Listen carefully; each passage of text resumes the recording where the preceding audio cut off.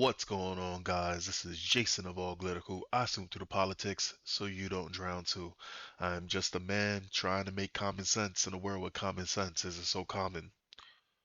Lenient New York City judge releases unhinged homeless man who randomly struck woman in head, says the cops. I don't think that this is anything new. Every single time we're hearing a story like this, or we're seeing the story on the news, or we're even witnessing the story in our daily lives, it seems to be that these judges are just releasing these criminals because there's no order. There's law, but there's no order. Or maybe there's no law at this point. Maybe they just don't care about the law. They're not doing their jobs. Between New York, Seattle, California, all of these left-leaning places, they're not doing what they were supposed to do, and it's putting the people in danger. A notorious lenient city judge who recently sprung a Venezuelan migrant without bail after he stabbed a man in Times Square has struck again, releasing a vagrant who randomly bashed a woman in Union Square as she walked to the park, cops said. Jill Burke, 24, only learned her alleged attacker, Eric Taylor, was cut loose when she showed up to testify against him in a grand jury, the Post has learned. Do you know how crazy that is? Do you know how crazy that is? That you go to testify against somebody who randomly attacks you and you find out when you get there that they let this person go, he's not even there? If that doesn't say that the system has failed, I don't know what is. I don't know what would it take. Manhattan Criminal Court Judge Valentina Morales released Taylor, who has two prior felony convictions and 22 misdemeanor convictions. Hold up. Isn't a mis is don't two misdemeanors become a felony? Isn't that how it works? I don't know how. Hold on. Maybe I must be bugging. That number is insane. Hold on. How much hold on. How many misdemeanors? Yeah, wait, hold up. Hold on. I'm bugging. I'm bugging. Do they do misdemeanors turn into felonies? How does that work? Yeah, how many misdemeanors? Oh, I guess there's no number. Okay, that's that's something else. All right. I thought back in the day two misdemeanors became a felony. I'm bugging. Ah. Despite the prosecutor's request for a $2,000 cash bail or 6,600 bond, records show there he is, upstanding citizen. Burke said she was walking around 10 a.m. to work at a startup financial firm on January 31st when she was suddenly struck in the face with a heavy object and knocked to the ground. And we see these videos of these random attacks, these unsensical attacks where somebody's just walking down the street and they're getting bashed in the head over the head with some type of object by some asshole. A lot of times we were seeing it. Remember when they was doing the Stop Asian Hate? Biden was doing Stop Asian Hate, but he wasn't pointing to who was doing all the Asian hate, which was black people. You know, we seen these things play out already. He was carrying a plastic bag full of things in one hand and kind of pointed at me with the other hand, like he was aiming. Burke, who lives in the East Village, told the Post. He took the plastic bag and hurled it at my face from about 2 feet away. I fell to the ground, and then he just walked away. Now, this was her face after she got hit with the bag, right? Okay. Police responded and took the bag as evidence. Burke said it felt like it had glass bottles in it, but she never had a chance to look inside before they tracked Taylor to a nearby electronics store and got a clear photo of him, she said. He probably was trying to steal something because he wasn't trying to buy nothing. Probably was trying to steal something. Think about it. You really think that a man who just threw a plastic bag full of random shit at some random woman is trying to go to an electronics store to buy something with actual money? Nah. 22 misdemeanors? Nah. No. Uh-uh. Taylor 50 told the cops he threw the bag at Burke because he thought she was a spy and was plotting against him. Yo, this is why asylums need to come back. This is exactly why asylums need to come back. That's fucking crazy. That's crazy. And here's the thing: after he says something like that, they let him go. Do you see how crazy that is? Again, when you bring back the asylums, checks and balances, that's all it is. Don't let people get comfortable and complacent. Make sure that these people who are mentally ill are put away, but they're taken care of, but they're not allowed to hurt other people. It's not hard. It makes more, you can get more jobs that way. You can make more jobs. It ain't that fucking hard, but you gotta get these mentally ill assholes off the street. Burke suffered a black eye and a cut above her eyebrow. Her attacker was arrested and charged with felony assault, a bail-eligible offense. So I could just only imagine 22 misdemeanors or whatever. Like how many misdemeanors? 22 misdemeanors, 2 felonies, and these are just the things that he has gotten. This is just the things that they found out. He's probably been doing shit like this every other day, and this is a stranger assault, in which the defendant threw a shopping bag filled with various hard objects at a complete stranger's head for no reason, according to the prosecutors. If convicted on the top count, Taylor faces a minimum of 3 years in state prison. The motherfucker's 50 years old. He doesn't care, bro. He doesn't care. But when Brooks showed up to testify before the grand jury on February 21st, she learned that the jurors appointed by Mayor de Blasio in 2021 had sprung Taylor. I don't know how a judge would let somebody like this walk free, Brooks said. I looked up the judge's name immediately. Just seeing the history, how many times she has repeatedly let very violent criminals go is just disgusting, really shocking. Then I tell you what you do, Brooke.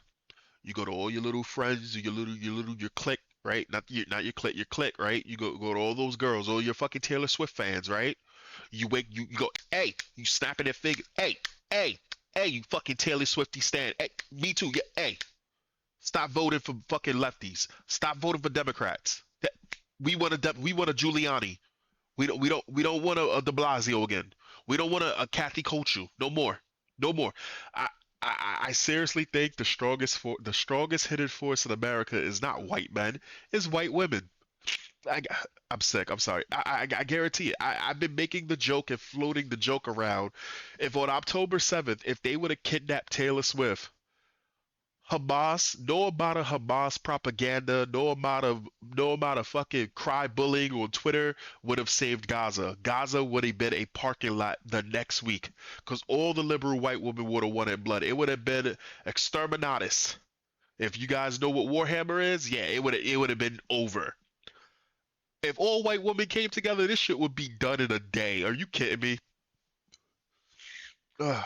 I don't know how a judge will let this person go. Obviously, I would like to see him stay in jail a long time, she said.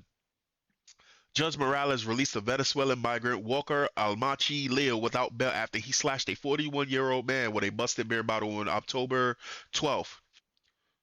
This is a gang. This is a person in a gang. This is a per. I guarantee you, if you look into this person's background, he's in a gang. You should throw this motherfucker and mix him up in El Salvador and just let him disappear. Let him disappear in one of the El Salvador prisons. Let him rot in El Salvador. Let's take him to El Salvador because we clearly don't do it in America. Put him in El Salvador and let him rot. I guarantee you he's in a gang. Morales, a Columbia Law School graduate, previously released a Venezuela illegal, Walter, without bail after he slashed a 42-year-old man with a busted beer bottle on West 39th Street on October 2nd. Police said Leo had only been in the country for 2 months. The alleged victim required 20 stitches. Do you know how big of a wound 20 stitches is? First off, have you ever had stitch? Well, it's stitches, right? It's not staples. I thought it was staples, but stitches, right? How big is 20 stitches? Like unusual. How big would that be? It's a pretty big gash, right? But okay, whatever. He's only been there for 2 months. 2 months. Again, put them down. Violent criminals that come into the United States, put them down. Just put them down. In 2022, Morales was working as a Bronx jurist when she released ex-con Franco Santero with electronic monitor for gun possession charges. Santino had a history of violating parole. He fled the country and had to be arrested 4 months later. Morales once ran the Women's Project at a non-profit Fed cop group, which pushed for alternatives to incarceration under de Blasio. She doesn't believe in incarceration. That's what it is. She, this judge doesn't believe in the law. Burke's attacker finally landed in jail 6 days after Morales released him, thanks to a different judge. He was arrested February 27th for burglary at a closed Home Depot on West 23rd Street. So understand this. This man is consistently breaking the law, and they don't care. And the only reason why he went back to jail. Whoa, the only reason why he went back to jail is because he keeps getting caught and was sent to Rikers on a $10,000 bail, $20,000 bail, $20,000, $1,000 bail, $2,000 bond by Judge Michael Gainey. Yo, you know what I think it is? If somebody told me this, they said it's liberal female judges. And I don't want to be sexist, but I wonder if that's the case that you got you got these really deranged lefty male judges, or you got these really emotionally compromised female judges. Like somebody was also telling me that you black female judges, right? It's like some weird shit that goes on there where they're just letting criminals out and shit like that. Because they're before they become judges, they're already compromised. So they shouldn't even be judges in the first place. Prosecutors cited Burke's assault and Taylor prior convictions in arguing for bail. Burke made a TikTok video about the attack to warn other women, she said. Even though I don't think there was anything I could do to prevent this from happening, there's always something you can do. Not to say that it can't happen, but there's always something you can do.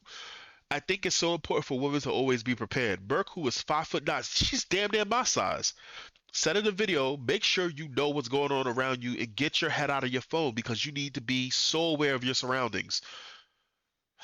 Listen, I wouldn't even have my phone out walking down the street if I was a woman, especially in New York City. I just wouldn't.